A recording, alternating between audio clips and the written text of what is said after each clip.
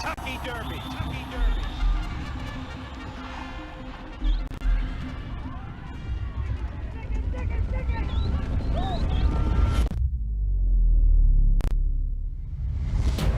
Move around the turn. The leader, War Admiral, 2.5 for green. Secretary is in the center of the racetrack.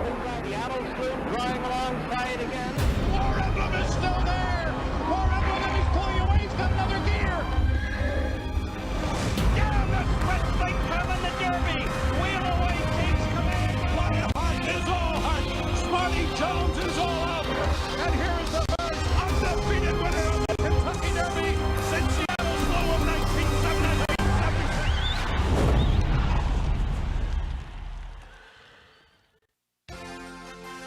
The field has been drawn.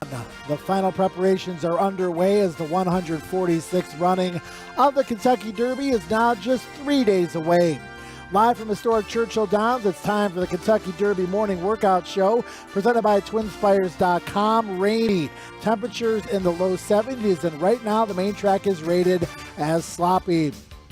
Let's take a look at the headlines. Due to an abrasion on the bulb of his left front heel, suffered while galloping Monday morning at Churchill Downs. Unfortunately, the Tommy Drury-trained art collector was withdrawn from Kentucky Derby consideration early Wednesday morning.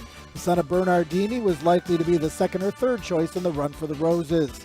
Honore P, Tizelaw, and Authentic, the three likely favorites for the Kentucky Derby, drew post positions 16, 17, and 18 respectively. Tizelaw was installed as Mike Battaglia's overwhelming 3-5 favorite in the field of 18. And speaking of Tizelaw, he arrived at Churchill Downs Tuesday morning from Saratoga. He'll likely be the heaviest post-time favorite since Arazi finished 8th in the 1992 Kentucky Derby at odds of 4-5.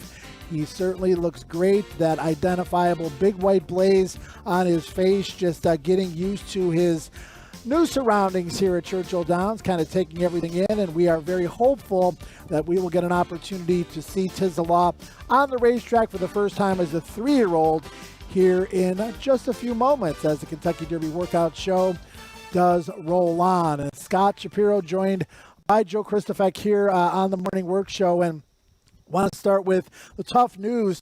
When you walk in and it's up against a big race and your phone just starts blowing up, you know that's not good news. Yeah, unfortunate news. As you mentioned during the headlines, our collector having to withdraw from the Kentucky Derby shortly before the draw. And while it's good to hear that he will be pointed for the Preakness, it looks like he'll be back sooner rather than later.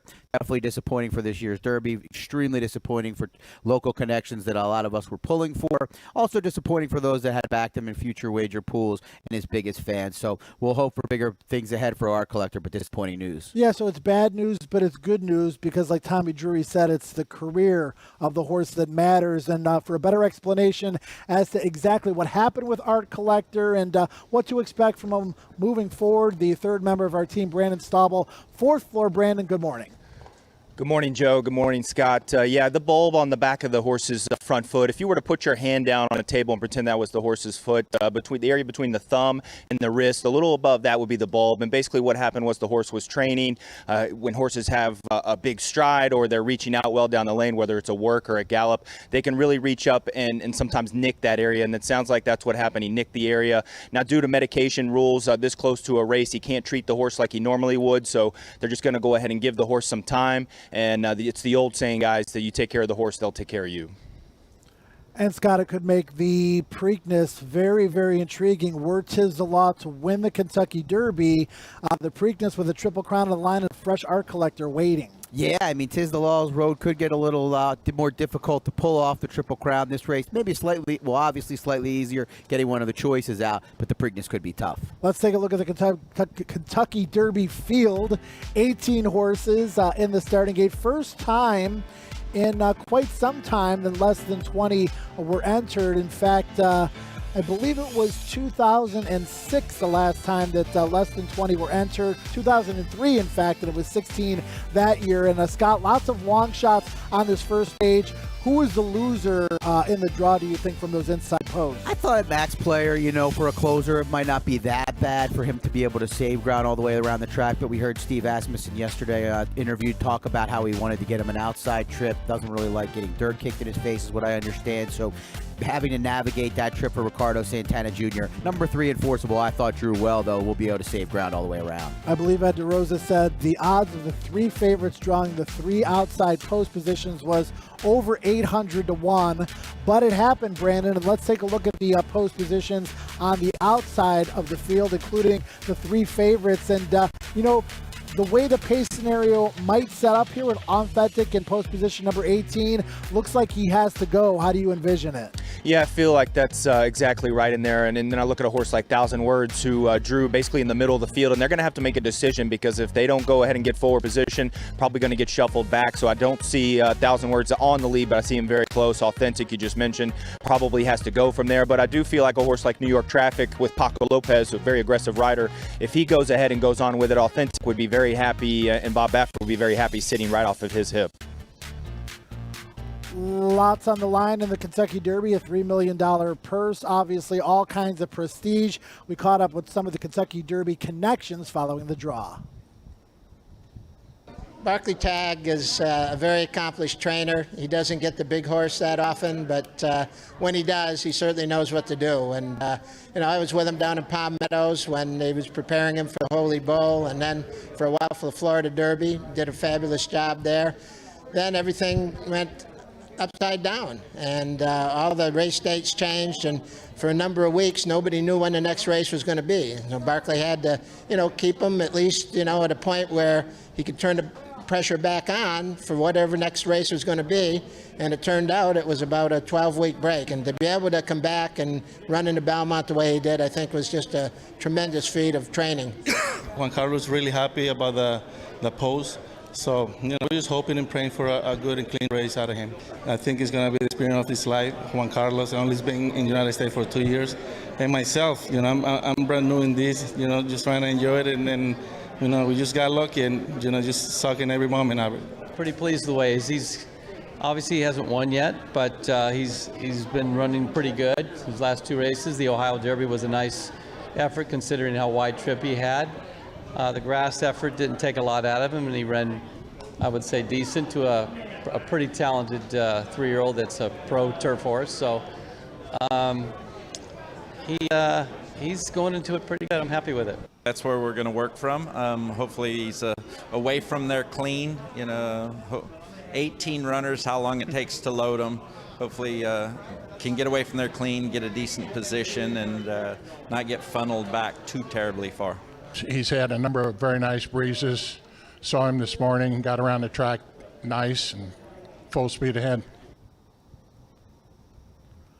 The post positions have been drawn. Now it's time for the strategizing and just counting down the days to Saturday and the 146th running of the Kentucky Derby. Post position number 16 goes to Honor AP. And an interesting note on this horse, last year's winner, Country House.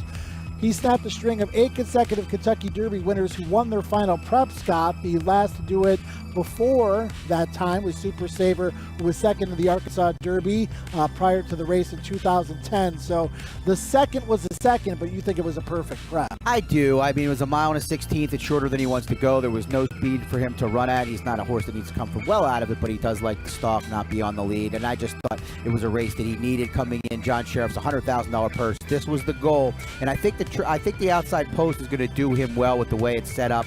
Obviously could get caught wide into the turn, but there is a good chance that I think the horses around him go out in front and he can sit a nice mid-pack trip. He's looked great in his recent workouts, and he made a great appearance here at Churchill Downs. Honor AP and Brandon, these Kentucky Derby horses come in all shapes and sizes. Yeah, they do, Joe. Didn't think he would do a lot yesterday. A lot of the shippers coming in maybe just jogged around. And I'll tell you what, we've watched all the workout videos of this horse. We've seen him on this show.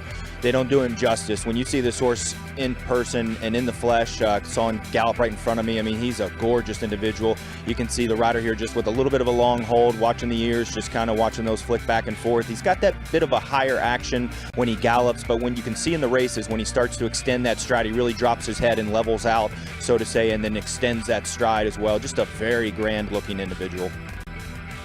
John Scherz, the trainer, and Mike Smith, the rider, have teamed up for a previous Kentucky Derby win with the bomber Giacomo back in 2005, Scott, who took advantage of a sizzling pace to get the job done. He sure did. One of the more chaotic runnings of the Derby this century. Was a big run late for that one. The other horses that he's had in there, AP Warrior, Tiago, and Gormley, more mid-pack in terms of where they were bet in the field, but AP Warrior and Tiago both 14-1, Gormley 22-1, but Honor AP, the biggest shot he's had.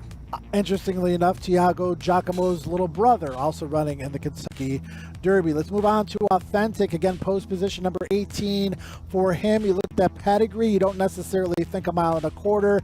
He may have been getting tired a little bit at the end of the Haskell, Scott. He's going to go, you would think, from post position number 18. Bob Baffert already with 5 Derby wins on the resume. Yeah, there's probably 2 scenarios here. One, he's sent hard out of the gate, makes the lead, and kind of goes a little faster than you might want. Or 2, maybe he can stalk off a horse like New York Traffic, who's drawn to his inside. Either way, I think he's going to be compromised by his inability to get the distance, but Bob Baffert, a hard guy to play against. Let's take a look at Authentic on the racetrack yesterday after arriving from Southern California. Brandon, what do you think?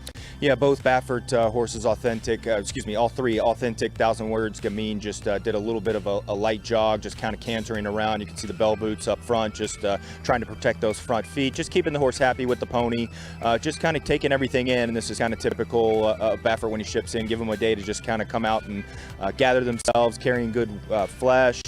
Didn't really turn a hair out here. Very athletic horse. We talked about, or I've talked about before, that maybe this is the most athletic horse in the field. You can see the neck bowed in there.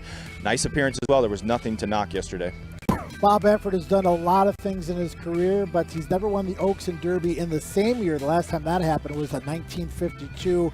Ben Jones, the winningest Kentucky Derby trainer of all time. Let's take a look at 1,000 Words. Bob Baffert's other horse in here, and again, Scott, the shared belief is maybe the most dissected prep race coming into this, because not only did the runner-up Honor AP win the Santa Anita Derby in the race before, but 1,000 Words won that race at a big price. He sure did, and he got a career best 104 Brisnet speed rating, a horse that was highly regarded as a late in the 2-year-old campaign and early in the 3-year-old. Kind of fell out of form a little bit, but appears to be getting back in form at the right time. It'll be interesting to see the tactics that Florent Giroux employs. And 1,000 Words came out a little bit earlier today. Again, we have had quite a bit of rain, but it looks like when he came out, the main track was dry, Brandon. Yeah, it was. I live about 15 minutes from here. It was pouring down most of the morning, and then I got over here and it wasn't raining as much. Now the track is sloppy now, as we mentioned, but yeah, sitting him out early, just getting a little bit of gallop in. Talked about the jog yesterday, looking to do a little more today. And then one thing that we haven't really discussed before, back in the spring and even back into their 2-year-old years, 1,000 Words and Dennis's Moment, actually owned by the same people. There was talk that actually 1,000 Words was the better of the two early on. So always had the talent. He was $1 million yearling. You can see on the screen in here, he's got very leggy, got a good reach up front and just good composure. Nice looking gallop here. 1,000 Words, trained by Bob Baffert. A lot of people know Bob, a lot of people know Jimmy Barnes, but the exercise riders are some of the unsung heroes in this entire process. We caught up with Humberto Gomez. Yeah, we're really happy that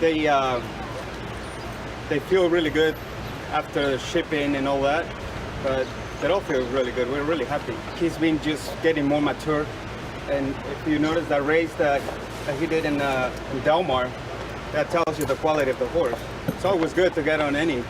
They're all good horses. As we take a look at the racetrack, they are floating it here, like we said, plenty of rain earlier this morning. As we take a look at Bob Baffert by the numbers, and they are gaudy for the Kentucky Derby, Scott. Not only has he won it 5 times, and there was that drop between 2002 and 2015, 2 of those Kentucky Derby winners, the 2 most recent ones, also took down the Triple Crown. Yeah, Justifying American Pharoah, pretty good 3-year-old campaigns. War Emblem stealing it on the lead that day at a big price. But you do mention there was that lull there for a little while before Baffert come back in absolute full force. He's got a duo that has a shot this year. Storm the Court shocked the world when he won the Breeders' Cup Juvenile on the front end at a price. He's going to try to do it here off of a 3-year-old losing streak, Scott. But no matter what happens with this horse, he is completely overachieved with $1.3 million already in the bank. Yeah, he won that Breeders' Cup Juvenile that I've talked about being one of the least grade 1 key rated one of these key races in Grade 1 history, but he got the job done that day at a big price. Comes in off two in the money finishes, one of them on the turf at Del Mar, the La Jolla, those most recent start. Let's take a look at Storm McCourt on the racetrack for yesterday. And again, these horses come in all shapes and sizes, like I said earlier, Brandon. Yeah, this was him coming off the track yesterday. You could see he did get a little bit hot, but I've mentioned before, don't really read too much into that. Let's get to know the horse a little bit. Could be just first day on the track. He, maybe a little anxious, a little nervous. So we'll just see how he comes out today. But I thought he put in a decent gallop yesterday. Nothing to really knock there. My biggest thing after seeing him in the flesh as well is just he's not the biggest horse in the world. So I do have questions not only on paper with the distance, but in the flesh as well. He didn't come from District 4. He came from the Thoroughbred Training Center. The odds are not in his favor. Talking about Finnick the Fierce, we got to look at him on the racetrack yesterday. And he has a distinction, Brandon, of being the only horse in the field to defeat Tiz the Law. Yeah, and I thought he put in a very spirited gallop yesterday. They obviously wanted to do a little more than some of these other horses, being based only about a 60-mile, 70-mile drive away. So, not really taking a lot out of him to ship here. Thought he looked good in here. Another one that, you just wonder about the two turns. He's been competitive, but he really hasn't been able to seal the deal. And then that post is going to be very tricky as well. But definitely a spirited gallop yesterday. So I'd like to see more of the same as well today. Several of the trainers in this year's field will get a taste of the Kentucky Derby for the first time, including Ray Hernandez with Finnick the Fierce. I'm really happy how he galloped. I let it gallop a little strong in the end, and really pleased how he handled everything.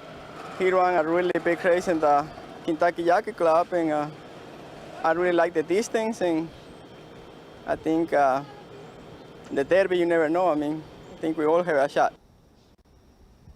Scott, the Kentucky Derby is the most famous horse race in the world. It is the greatest 2 minutes in sports, but there's always some little tweaks that you can make it even better. Yeah, definitely, Joe. And the starting gate, I believe, is the big tweak this year. We go to one big starting gate. We saw it yesterday in race 2, them sample it out at that 1.25 mile event, and now really looking forward to seeing. I think it gives everybody a little bit more of a fair playing field going in. For a better explanation as to how it works and why we brought the 20 horse starting gate in, here's Churchill Downs starter Scott Jordan. For one, we're taking out that space in between the auxiliary gate and the main gate. So that was 12 to 15 feet of empty space there. So if you take that space out, then on the inside, the horses were real close to the inside rail, the one horse was, and the 20 horse was close to the outside rail. So now we're gaining about 10 to 12 feet on each end. So that makes the one horse break out about the 3 hole if we had the 2 gates together. And it brings the 20 into about the 18 or 17. So it's actually easier to set one single gate than the 2 gates together. And we've already tried it. We already took it up there and went through the process and everything went smooth. So we're going to use it opening day. There's a race going 1.25 miles. So just to get the guys comfortable and everybody, we're just going to use it and see if everything is good. Went off without a hitch yesterday in the second race when the maidens went 1.25 miles. And Scott, we've got a new starting gate. The field has been drawn. All the scouting has been done over the course of the last several months. The time has come. It's time to go on record with your Kentucky Derby top 5. The big reveal, Joe. But yeah, it's been a long road to the Derby, but here we are with my top 5 Kentucky Derby picks a couple days out here after the draw. And number 5, Max Player. Had him a little bit higher before the draw, but I thought the draw moved him down a little bit, as we discussed in the beginning of the show, being on the inside. Number 4 is New York Traffic. I thought the draw did him very well. I think he should get either a great trip. I expect Paco Lopez to be aggressive, could be on the lead, likely just off it. Number 3, Enforceable, horse I've continued to move up, makes his second start of the form cycle here for Mark Casse after racing against the flow in the Bluegrass. Should save ground all the way and come running late. Number 2, Honor AP. I wanted to pick this horse, Joe. I think he's got a by far the biggest chance to beat Tiz the Law. His price went down with the Scratch of Art Collector, now the clear second choice on the morning line, but I think he has what it takes to get the 1.25 miles. And unfortunately, I landed on the chalk this year, but Tiz the Law looks much too good to play against in this spot. The outside draw should get a great trip. He could put on a show come Saturday afternoon. Yeah, it's just tough to go against Tiz the Law. I know how much you like Honor AP. We'll wait to see what the tote board tells you come Saturday. Social media questions, anyone have any, please pass them along via all of the different outlets you see on your screen. We'd like to give a call out to some of the fans watching from around the world. Chris from Scotland, Tyson from Melbourne, Australia, Keith from Alberta, and Jose from Guatemala. Again, fans watching from all over the world. And if you have any questions, you got some opinions, feel free to send them through. We're going to take a short break. We'll be back with a whole lot more right after this short break as you see the track maintenance.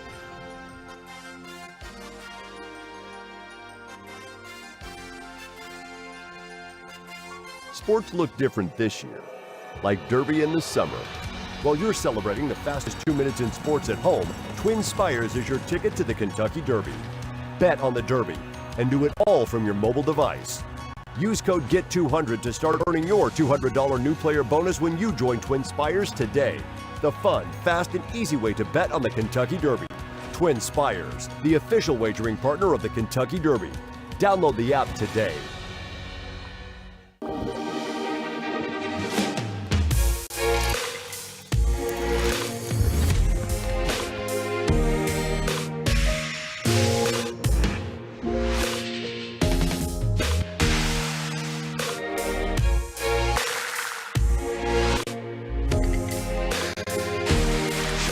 With over 200 flavor notes to discover, every sip of Woodford Reserve Bourbon is a spectacle for the senses. We are back on the Kentucky Derby morning workout show. Plenty of rain the last several hours here at Churchill Downs. As you can see, the main track is being rated as sloppy, and we've just been told that we are off the turf for our live racing program that will start at 1 o'clock today, including the featured race, the Unbridled Sydney, which was supposed to go on the grass. Sloppy conditions, the conditions are supposed to improve during the course of the afternoon, and the forecast for both Friday and Saturday here at Churchill Downs is absolutely pristine. So good to get this poor weather out of the way as we rapidly approach the Oaks on Friday and the Kentucky Derby on Saturday. Scott, and let's take a look at the Kentucky Oaks field right now. This was drawn a couple of days ago. Doesn't have the depth of the Kentucky Derby as far as the number of horses, but it certainly has the star power. Yeah, sure does. Gamin's crossed the wire first, and all of her starts is the even money favorite. You have Swiss Skydivers, dance a lot of dances. Got to give the tip of the cap to Kenny McPeak, who's running a lot of races. Draws the inside. I don't think it'll be an issue. And then you have horses like Speech, and She's There as the Devil, who I think are live as prices. Yeah, Gamin, even money, as you mentioned, and she certainly has the credentials around one turn. Does she have the credentials at 1 1/8 miles? She hasn't proven that yet. She hasn't gone that far. The term freak, Scott, gets tossed around a lot about horses, but around one turn, that's exactly what she is. She has been 2 straight 109 Brisnet speed ratings for Gamin, winning by open lengths in both the Acorn and the Test. Does have the one start at 1 mile and a 16th at Oaklawn Park where she just held on to beat Speech. I'm not as concerned as others about her getting the distance. I think she might just be that good. We saw her on the racetrack yesterday for the first time. Again, hoping to see her again today during the designated training time from 7:30 to 7:45 a.m. Eastern. And Brandon, your thoughts on Gamin live, and not live, but from yesterday, hopefully live a little bit later. Yeah, same thing yesterday. Just did a little bit of a light jog with the pony, just kind of getting familiar with the scene. Didn't really turn a hair out here, very professional. We talked about the power that she has behind, and you can see it when she's jogging here in that hind end, how much flesh she's carrying, how much muscle back there. That's where the power comes from. So I thought she made a great appearance yesterday and look forward to do a little something today. Venetian Harbor has been a sparring partner for a couple of the horses in the Oaks this year. She's really good, but she lost to Speech around 2 turns, and she lost to Gamin around 1 turn in the Test in their most recent start for Gamine, and it's called a test, but it wasn't much of one for Gamine. Yeah, Gamine made the front. Venetian Harbor opted to stock just off Gamine in this race, and Venetian Harbor ran, as you mentioned, a very talented horse, ran a good race that day, but was no match for Gamine, who just ran off the screen here like she has in subsequent start or back-to-back starts. Gamine for trainer Bob Baffert, the favorite, most likely will go to the front, but the wild card is the draw here, Scott, where Swiss Skydiver drew the rail, and she has speed too. You know, she's looked good and she's looked not so good. I'm really looking forward to seeing her the next couple of days leading up to the Oaks, because she is my top selection, but I'm a little bit concerned. Yeah, I understand why. I mean, they did take a chance by running her in the Alabama at 1.25 miles on August 15th. Not a lot of time off. It was a grade 1 race, highly prestigious. But if the ultimate goal was winning the Kentucky Oaks, I'm not sure it was the ultimately best decision. We shall see. Swiss Skydiver will get out of the gate. I expect her to be prominent, as you mentioned.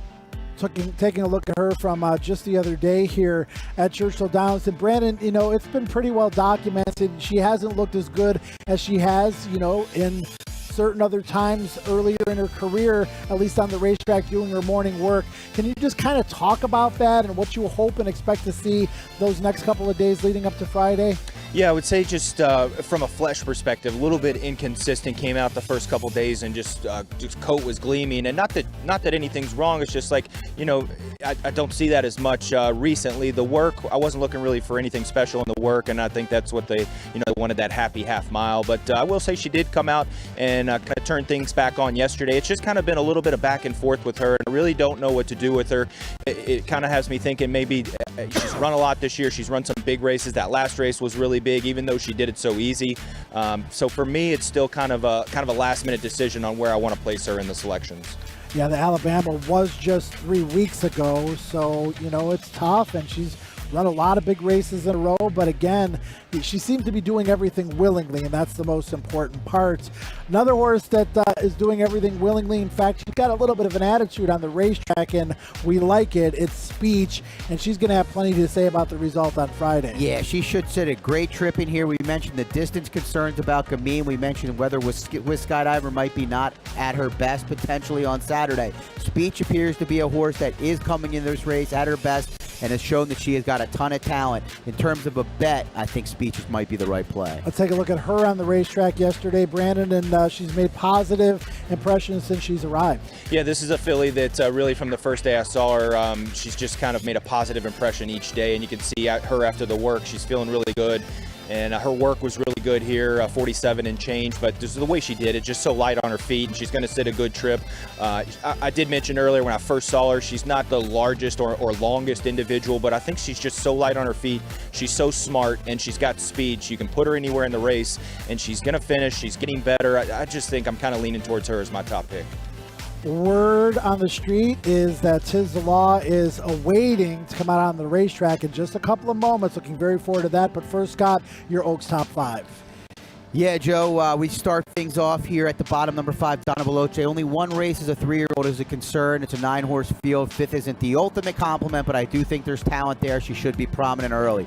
Number 4, Swiss Skydiver. Definitely a little bit concerned about the 1.25 mile race at Saratoga. I know she was geared down, but that's a tough trip. Coming into the race, a horse I'm willing to let beat me at 8-5. Number 3, She Dares the Devil. 20-1 would be very juicy. I don't know if we'll get all of that, but another horse that appears to be coming into the race well should get a nice mid-pack trip for Brad Cox under Florent Giroux.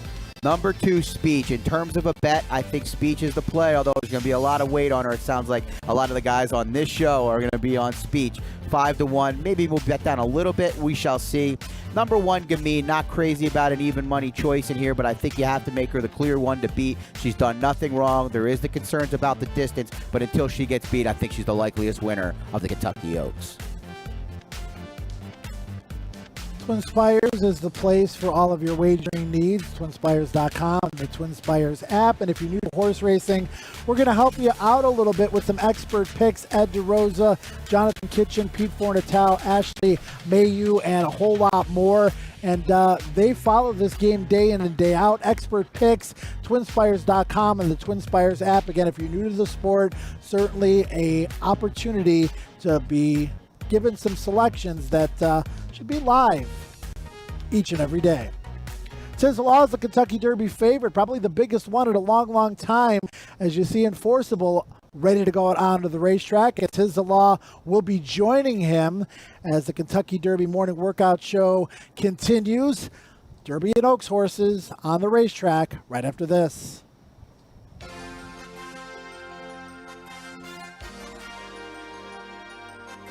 Sports look different this year, like Derby in the summer.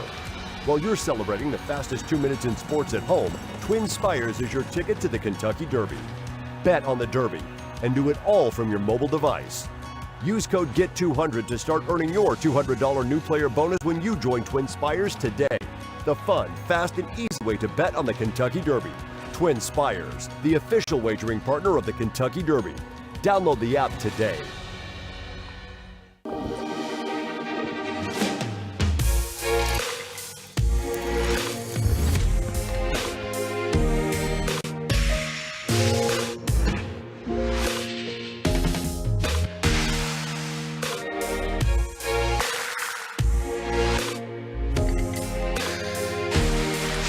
With over 200 flavor notes to discover, every sip of Woodford Reserve Bourbon is a spectacle for the senses. We are back on the Kentucky Derby morning workout show, and if you're a fan of Gray's, this one might not be a bad one to bet on. Well, this is actually Dream Marie. She might not be a bad one to bet on either. She's made a nice impression here physically, Scott, and she's going to be a big price in the Oaks. Yeah, I mean, maybe having her win would be a little bit of a stretch, Joe, but we have seen long shots finish underneath in the Oaks of late. Leora was 38-1, finished second in 2019. Lockdown 36-1 in 2017. Hit the board, shook up 26-1 in 2015. So while it might be formful up top some years, there has been the ability to sneak in some prices underneath. Dream Marie should be saving ground early and come running late. She's been here for a couple of times, and she's a big, good-looking filly. And speaking of being here at Churchill Downs, here's the King. All hail the King, Guillermo that is, as he comes out onto the racetrack. And he's been here for several weeks. We've talked about how well he's trained, Brandon, and he drew post position number 6, and he's got good natural speed from the gate, one of several horses that probably want to be forward. Yeah, and we saw in the workout here, he had no problem being down on the rail. I mean, he was comfortable down there. Miguel kind of, kept him close, and so that's not going to be an issue. He's got tactical speed. He'll be close up and be able to get good position, you would think, going into the first turn. And there he is. The horse we've all been waiting for, that identifiable white blaze on his face, and he's been in fantastic form for the better part of a year. But he might be having flashbacks, Scott. The last time he was at Churchill Downs, it was a sloppy track, and that was the only loss he suffered in his entire career. Yeah, it's interesting. I was a 2-year-old. He was a little less mature, obviously, mentally and physically. You could maybe think that maybe the sloppy going was the reason. Maybe it was the traffic trouble. Maybe it was just an off day.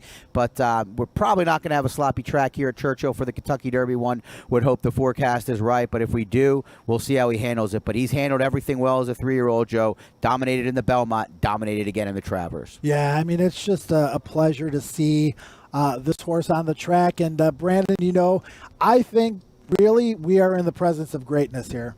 Yeah, just the way he does things so easily, and you can tell not only in the races but the works that we've seen as well, just how he switches leads on cue, very professional, has that big stride down the lane, and it's almost just like he's not even trying out there. And then you look at the watch and you see 59, but it looks like it's a 102, 103. So just a very special individual, very athletic, and you can tell too he's got a good mind. I mean, just by looking at him, very classy attitude, got a nice little walk going on here, very confident, just kind of taking everything in. Since the Kentucky Derby point system was put into place, 6 of the 7 Derby winners have been the post-time favorite. Last year it was Improbable at a very lukewarm 4-1. He did not get the job done, obviously, but just rattling them off: Justify, Always Dreaming, Nyquist, American Pharaoh, California Chrome, and Orb, who was a very lukewarm favorite at odds of 5-1 back in 2013, Scott. And we're not going to get value on this guy. No, I remember a time in my life where betting the favorite in the Kentucky Derby was somewhat of a sucker's bet, but certainly horses that have deserved to win the race, the best horses of their crop, have done so in recent years, other than last year where there was the big upset. But Tis the Law comes into this race, clear one to beat. The outside post should allow Manny Franco to work out the trip he wants, keep his horse out of trouble. It's hard to imagine if this horse gets his trip that he's not going to run another big race. And again, you see a sloppy racetrack right now, but the forecast for Friday and Saturday is for perfect conditions. We should have a fast track. I don't want to jinx it, but again, the only loss planet of this horse's career was on an off track. It was at Churchill. He was a 2-year-old who hadn't been 2 turns yet. He was still learning, and there's no question that this horse has overcome adversity. He's done it several times in his races with trouble trips, and he makes his own trip because of his tactical speed. But if he does run into some trouble in the Kentucky Derby, which often happens, he has proven in the past that he can handle it. Yeah, and that was one thing I was kind of worried about with the post draw. I didn't want him to get a 1, 2, or 3 just because he's had those trips on the outside where he just kind of is in the clear. And Jack talked about it yesterday as well, just being in the clear and just kind of not taking a ton of dirt and being able to kind of pick his spot when he wants to go. And I just thought he might be compromised if he did draw an inside post, but I think it's exactly what they wanted. It's the same trip he always gets. Obviously, he's very comfortable being on the outside. Tis the Law with a little bit of a light gallop there for trainer Barkley Tagg, and second New York bred potentially to win the Kentucky Derby, Scott. The other happened to be owned by the same connections in Funnyside back in 2003. Funnyside, I believe, was 11 or 12 to 1. This horse obviously is going to be the favorite, but they've already done it, so they're having a whole heck of a lot of fun. Definitely. A little bit of a different spot here coming in as the hunted instead of the hunted. They were Empire Maker was the big favorite that year, I believe. Right. The one thing I think there's the conversation that Tis the Law doesn't want to be inside, and I think he's proven that being outside works. But those inside trips where he was a little bit of a younger horse, I think we've seen him mature mentally as well as physically. It would be interesting if he had drawn to the inside to see if that's correct, but I just get the feeling that he would have been able to handle that inside trip as well. Trainer Barkley Tagg, nearly 1,600 wins in his career, has trained 5 millionaires, a former steeplechase jockey and assistant to Hall of Famer Frank Whitley. He's been doing this a long, long time. Jockey Manny Franco only has had 1 previous Kentucky Derby mount, actually 2 previous Kentucky Derby mounts, Tensendor and Spinoff, those coming in 2015 and 2019 respectively. 17th and 18th were his finishes. This is going to be a little bit of a different story, potentially, Brandon, with Tis the Law. And I want you to speak to the audience about how long this horse has maintained his form, how difficult that is with the Derby pushed back to September. Heck, he probably would have been the favorite if the race was run in May. Yeah, and we talk about on the show about squeezing the lemon, trainers knowing when to kind of push forward and pull back. And I thought it was interesting, the comments made by the owners yesterday, the fact that Barkley Tagg basically did the same thing, and we did hypothesize early on in the year that trainers would have to do that. They have to know their horses, and they're going to have to maybe stop on them just a little bit, not all the way, but just kind of back off the train a little bit and then bring them back up. And just shows the job that Barkley Tagg and really all these trainers that have made it this far have done with their horses with the pandemic and having to kind of stop on them for a little bit, keep them in training and make sure they're doing enough, but then not overdoing it and being able to save it for a peak race in the Derby.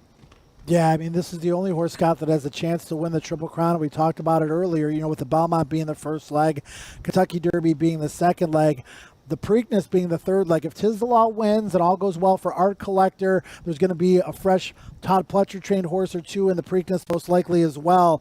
This could wind up being a Triple Crown season that's memorable for all kinds of good reasons, in addition to obviously what we've been dealing with. Yeah, it will go down in history, that's for sure. The one thing, if you're looking to poke holes in Tis the Law, which, I'm not really trying to do so, but he did move forward quite a bit in terms of Brisnet speed ratings, went from a 106 to a 115 at a mile and a quarter less than a month ago, and he hasn't really come back and raced off that quick of a turnaround time in a long time, maybe ever, in fact. So, not ever. So maybe he could take a step backwards. Then the question you have to ask yourself is, if he does take a little step backwards, is there still anybody that can beat him? Yeah, well, exactly. And Brandon, this horse has already proven over a mile and a quarter. He's a half to awestruck, who we all know from racing Kentucky, very talented female, but she was more of a tweener, 7 furlong mile type. The Dam was grade 2 winner on the turf. And again, the late, great John Asher, he taught us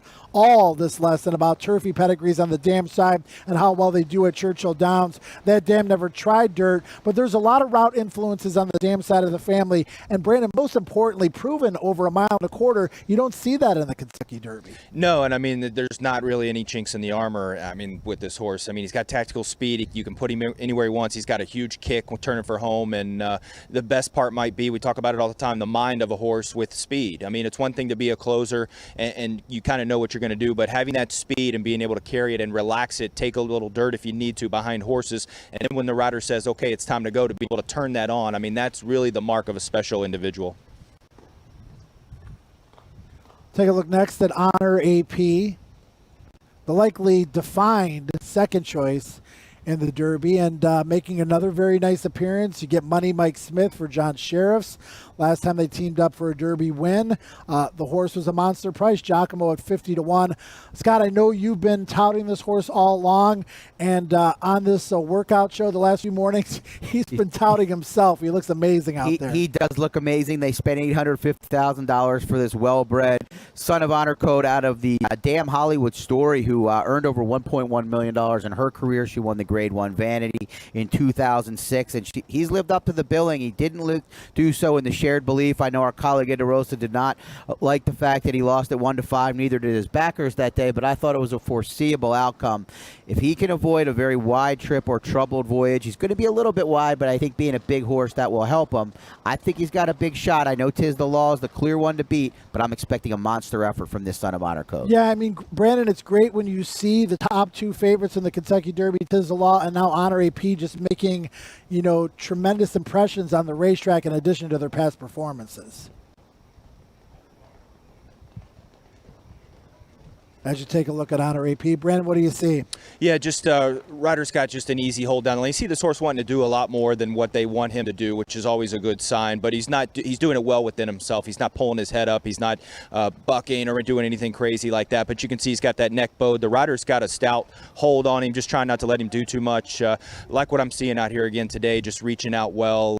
He's got purpose while he's galloping out here. He's showing good flesh and good push from behind. Just everything I like about him yesterday, seeing again today. Scott, what will an exact Tiz the Law and Honor AP pay? I don't know, maybe $8, $16, $17, $18 for $2. Yep. It's hard to 18 horse fields we don't see all the time. You hate to be chalky, especially in a big rise like the Kentucky Derby, but this is a different year. We've seen these horses a little bit more for the most part, other than like a horse like Money Moves and King Guillermo we haven't seen a lot lately. But, it might be a formful rendition of the race if the track is fast and these two top horses get their trip.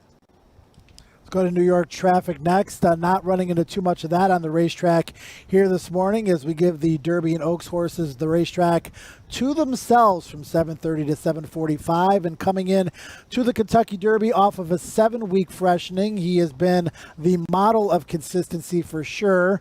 This is a horse that just keeps hitting the board. And again, he was a $27,000 R&A.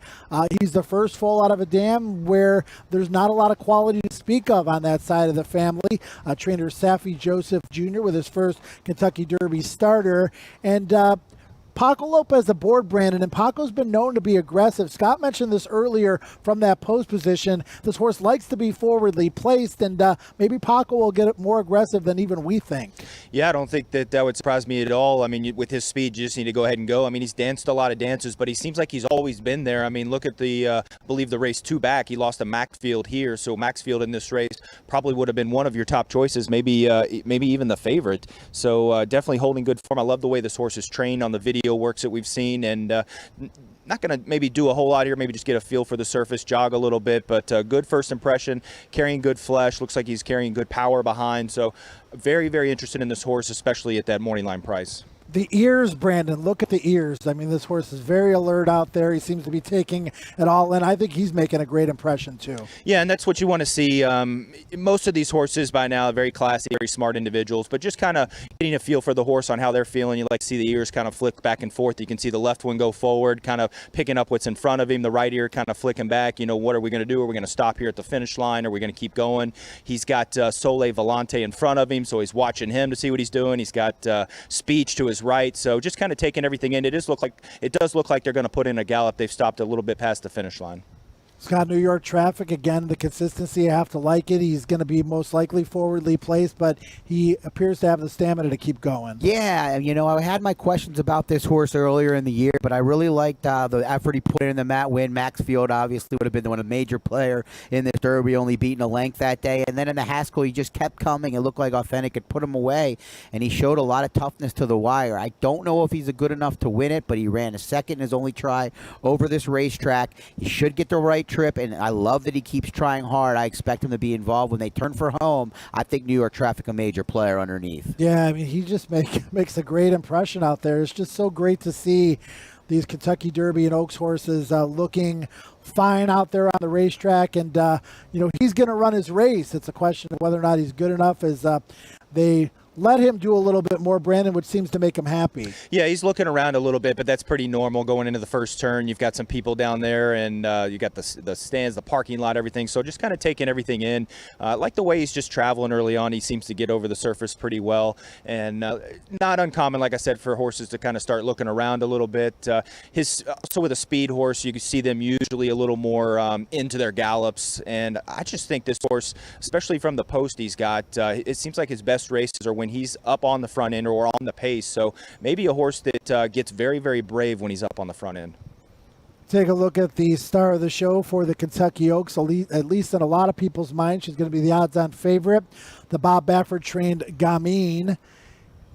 And she certainly has done nothing wrong, at least in her one-turn race to Scott. She almost lost to Speech at Oaklawn in that allowance race. She did hold on for the victory, but Speech seemed to be getting to her a little bit, maybe hung a little bit in the stretch. I think Speech has improved since then, but one could easily say that Gamine has too. I think they both have improved since then, Joe. And yeah, I thought Speech was going to go by Gamine that day without a doubt when they turned from home. You could argue Speech hung. I think I'd argue that Gamine dug in, re-engaged when she saw Speech, which is why I think she might have a little more grit and toughness than we know. She hasn't had to show it in either of her most recent races when she ran off the screen in the Acorn and then won by 7 lengths in the test. She'll probably get tested, no pun intended, more than she did in the last 2 starts, but I think she can handle this distance. She's going to be one tough customer. Bob Baffert has won the Kentucky Oaks 3 times. The last time was with Abel Tasman in 2017.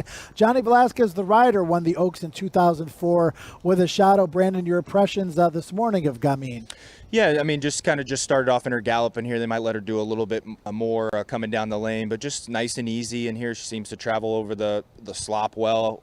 Weather forecasts indicate that we won't have to worry about the slop, but she just seems to be moving fairly well out here. I always have mentioned this really in the videos and then since we saw her, but the flesh, the power she carries in that hind end, all the power comes from the hind end, as I mentioned earlier, but she's just got a ton of power back there, and you see it in the races. She's able to accelerate and carry that speed and really kick on late. Getting to see some stars on the racetrack here this morning, and maybe a little bit of a cat and mouse game, Scott, early on. I mean, Kenny McPhee said he's not afraid to send Swiss Skydiver to the lead from the rail. We know what kind of speed Gamine possesses, but obviously neither one of them want to go too fast too soon and be detrimental to the other one. Yeah, the tactics early will play a large role in this race, and that's why maybe a horse like Speech, even She Dares Devil, could benefit. I wouldn't be surprised. I know our colleague James Scully a little more bullish on the idea that they might take Gamine just off the pace, especially with horses like Swiss Skydiver and Donna Veloce drawn to the inside. But I don't know. She's just real fast early. She's stretching out the 2 turns. I find it hard to believe she won't be right on the lead or right off the lead. Brandon, there's a term with speed horses, when it comes to being rateable and unrateable. And to me, at least watching her races and watching her works, she seems to be very fast, but also very rateable. Can you explain that to the audience? Yeah, one thing you're going to look for maybe in the workouts or even in their gallops a little bit, just the way that they kind of carry themselves. And that's maybe keeping the head somewhat down and level, and you can see the ears just kind of flicking back and forth, and just not overly aggressive to where the rider's having a tough time keeping the head down and they're basically pulling the irons forward, pulling the jockey's hands forward, almost like the horse is out of control. And that's what you really don't want to see. The more that you can get familiar with a horse and into the gallops, and you can see the workouts, and the horse is able to kind of settle, and we talk about it all the time, the rider can push the button when they want to. I think that so far from what I'm seeing from Gamine, she doesn't appear to be the type that's going to kind of run off or take off, that she'll be able to relax a little bit. Now, Brandon, we can only see what's on our monitor. Have you seen Swiss Skydiver come out on the racetrack racetrack this morning? Yeah, I was going to mention that. I did not see her come out in front of me, whether that was by design or, well, obviously it'd have to be by design. So for whatever reason, they didn't come out unless they came out earlier or unless they're going to come out after the break. But no, it did not come out. Okay, very good. I mean, obviously that's a bit of important information potentially, or maybe not at all, as you take a look at Gamine just gliding over the sloppy racetrack this morning. Again, if you're a fan of Churchill Downs Racing, we do race today with a first post of 1 o'clock, 10 race program. We are off the turf officially for the races here today. The Unbridled Sydney scheduled to go 5.5 furlongs on the grass will now be taken off the main track. But again, Scott, the forecast moving forward, potential for a little bit of rain tomorrow, Thursday. But again, timing-wise, and you can't control Mother Nature, but we'll take what I'm looking at for Friday and Saturday. Yeah, kind of the opposite of a couple years past where we had nice days leading up to the big days and then kind of got the bad weather then. But the track dries out very quickly, as we all know here, Joe, at Churchill Downs. Hopefully it'll dry out for the racing today, but let's hope for the better weather come Friday and Saturday. I'm getting some information on Swiss Skydiver. I believe she was out. She came out without the towel, according to my source. Came out earlier without the towel, so we'll try to get a little bit more information on that. As you see Gamine leaving the racetrack here, the designated training time is just about over.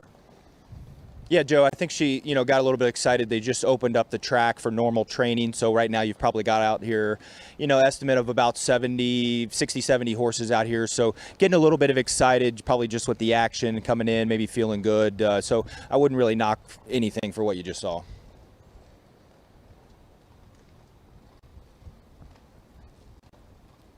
Lots of horses coming out onto the racetrack for the training period leading up to the races at 1 o'clock. Is he the real deal or not? We're going to get a lot more on Authentic and maybe some social media questions right after this. Oh, there's Authentic. Apologize for that. Getting a little ahead of myself. I thought the training period was over, but there is Authentic on the racetrack, Brandon, and a lot has been said about the way he travels. He carries his head a little bit high, even in his gallops. Yeah, and that's just him getting to know the individual. Talk about maybe the most athletic horse, in my opinion, in the field, just the way he travels. And that's what I saw this morning in front of me. I thought he put it in an excellent gallop. He's just so light on his feet and not a lot of wasted motion in there. And he just kind of, especially over the slop, just kind of picks his feet up really well and very light on his feet. I was impressed with what I saw from the gallop today. Again, it's just a gallop. It's not a workout. It's not a race. So, we're just kind of taking all this information in to use it to supplement our handicapping. But just like the way he traveled today, he seems to be feeling good. You can see the ears completely pricked there at the wire, and just very impressed from what I saw. Man, he looks amazing too, Scott. The last gate-to-wire winner of the Derby. We have seen a lot of forward winners in recent years, but the last horse to lead at every call and win the Derby was War Emblem back in 2002. Yeah, that was a heady ride by Victor Espinoza at a big price to take advantage. And it's interesting, Authentic's never been over and off-going in his 5 career starts. He's really not done a lot wrong. He's 4 for 5. I know I've knocked him a little bit. It looks like if the race was over the off-going, he might benefit from it, but I still have my concerns of whether Authentic is good enough to at the 1.25 mile distance, but it does appear that he's mentally and physically coming into this race well. We get some surprises, some last-minute entries, some last-minute defections. Obviously, the bad news yesterday with Art Collector, but a horse that literally jumped into the fray for the Derby the last possible moment, and that's possible this year because you didn't need points to get in, although South Bend did have some in his back pocket, and there he is from earlier today, Brandon, without the saddle towel on. Yeah, he's got the Bill Mott green with the white diamond saddle towel in there, and good-looking horse. And he was based here. He actually has many wins here at Churchill when he was with Stanley Huff. So no problem with the surface, and maybe that's one of the reasons they took their shot in here. They thought, this horse is a winner over the track, and he's I believe he's a stakes winner over the track. So why not take a little bit of a shot? Thought he made a good impression in here. Definitely on the heavier side as well. So carrying a lot of flesh and good weight, and I would think that the distance probably not an issue, but he does kind of have that, seems like going 2 turns more that one pace style. He was so last minute into the race, Scott, that we don't even have a saddle towel for him. Churchill Downs can get things done quickly. Not that quickly. He should have the saddle towel for the next couple days. Yeah, it did surprise us with that last-minute entry. Brandon mentions the 2 wins over the racetrack. The stakes when he mentioned was in the Street Sense, where he won by a length that day. Did finish well to finish second in the Ohio Derby against Lesser. The Travers, he ran pretty well in that race. It was a career best effort in terms of Brisnet speed ratings. I understand why they gave it a shot in here, especially with the late defections. He's a horse that could be running on late, but is probably up against it. Yeah, for sure. He ran pretty well in the Travers to be fourth. I mean, again, you're well behind Tis the Law, but then you've got Max Player, and right behind him was South Bend. So, again, a last-minute addition to the Kentucky Derby field, and Bill Mott looking to win the Kentucky Derby for the second year in a row. New York Traffic made a great impression on the racetrack this morning, and he didn't need to lay on the horn, Scott. No, I mean, he looked great out there, as we've talked about, and I just think he's the kind of horse that's going to get the right trip and that's going to try to the wire. He'd have to move forward probably to be competitive with the likes of Tis the Law and Honor AP on their best day, but Saffie Joseph Jr. has done a good job getting him to the race. Appears to be peaking, and what I like most is that he continues to try. He's got that grit. He's not going to quit. That's the kind of horse I want to have my money on the Kentucky Derby. Yeah, Brandon, again, I mentioned earlier he was a $27,000 RNA. So, again, it shows you that a good horse can come from anywhere. And, man, when you're at the sales and you're trying to find some bargains, this one has turned out to be one of those and a whole lot more. Yeah, when you have a small budget at the sale, I mean, you have to go after sires like a cross traffic maybe that aren't as well known to the general public and try to find those diamonds in the roughs. And the first connections, that's what they did, and ended up being a private purchase. Saffie Joseph was the beneficiary of this purchase, and he's done a great job with the horse. But the horse is obviously kind of just a cool horse as far as just keeping himself sound and using his speed, and pretty smart horse. And he definitely dug in against Authentic last time. Made a nice appearance here, and I like the way he drew on the outside, and he's going to be a bit of a price. So I think there's a lot of things to like about New York Traffic. A lot of things to like about the next horse we're going to take a look at. Tis the Law, the heavy favorite for this year's Kentucky Derby, checks all the boxes. If there's one box that has been left unchecked, Scott, it is a victory here at Churchill Downs, 0-for-1. Tell the racing fans a little bit about the circumstances behind the Kentucky Jockey Club, where he was the big favorite, but he didn't get it done. Yeah, he was the big favorite coming in that day, 3-5, in fact, and got caught along the inside under Manny Franco that day. It was over a sloppy going like we're seeing here, unlikely to see come Saturday, but he got caught behind horses. Did get caught in traffic, not an ideal situation, but I thought at the time that it was a race he still should have won. There was an opening. He could have, if he had the energy to split the horses and go through at full steam, he could have and should have, I thought. Silver Prospector, Finnick the Fierce outfinished him that day. You could make the excuse for him, but when I bet a 3-5 shot, I expect him to win a race like that. Brandon, Pete Denk and Kerry Thomas talk about something called herd dynamics, and I would have to say, based on what I've seen from Tis the Law, we talk about intelligence, we talk about a lot of different qualities that horses have. He is certainly an alpha. Yeah, no, certain horses come out on track and they just kind of give you that indication that, they're it. I mean, they know that they're a special horse, and, when they come out, you better pay attention. And that's kind of the vibe you got from Tis the Law down here. Just never turned a hair. His ears are straight up the whole time. You see a lot of horses' ears kind of flicking back and forth. Really, his never really flicked back and forth too much there. You can see him completely pricked at the wire, basically just saying, I'm here. This is my first gallop over the surface, and this is the one that you're going to have to beat.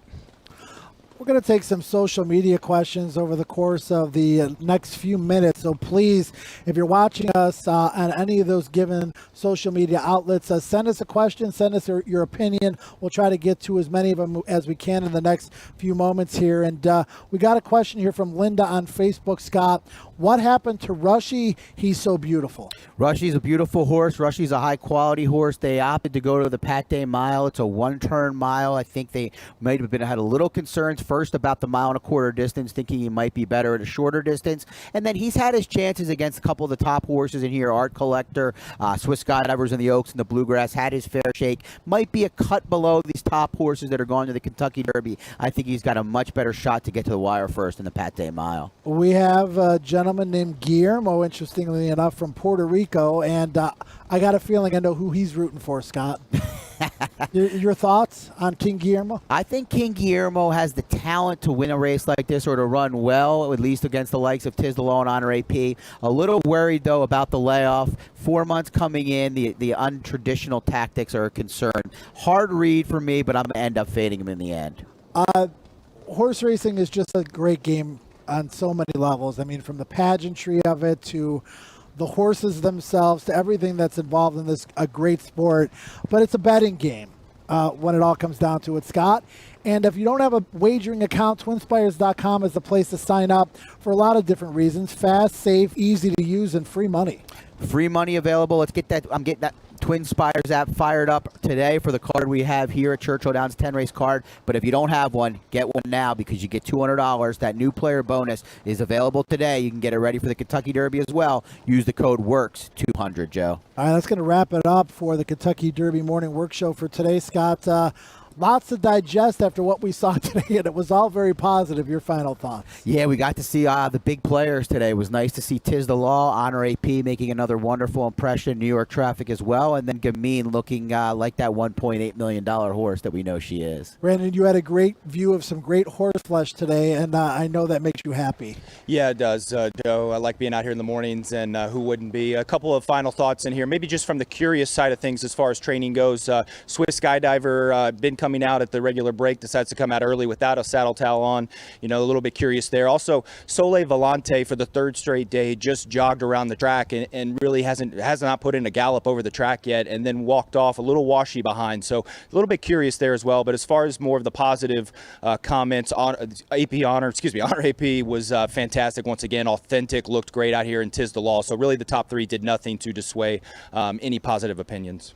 Yeah, got a lot of horses on the racetrack. Obviously, the star of the show today, Tiz the Law, Honor AP. We want to give you the best looks of those horses as possible. We can't show you all of them. So great information, Scott, from Brandon on Sole Volante. That doesn't sound like a very positive sign. No, a horse that was already up against it from a handicapping perspective. You need to see everything go right for them. They need to get a perfect trip, even if they want to hit the board. Not a positive at all. When I see them physically, horses don't give me tingles all that often, but Tiz the Law does that. I have a feeling we are in the presence of greatness, and it was great to see him on the racetrack this morning. He is an alpha. This is his kingdom. We'll see if we can get the job done at Churchill Downs the first Saturday in May as the heaviest Kentucky Derby favorite in quite some time. That's going to wrap it up for the Kentucky Derby Morning Work Show for today, Wednesday. We do race at Churchill Downs this afternoon with a first post of 1 o'clock. We have the final work show tomorrow, Thursday at 7 a.m. Hope you can join us. Enjoy the rest of the day.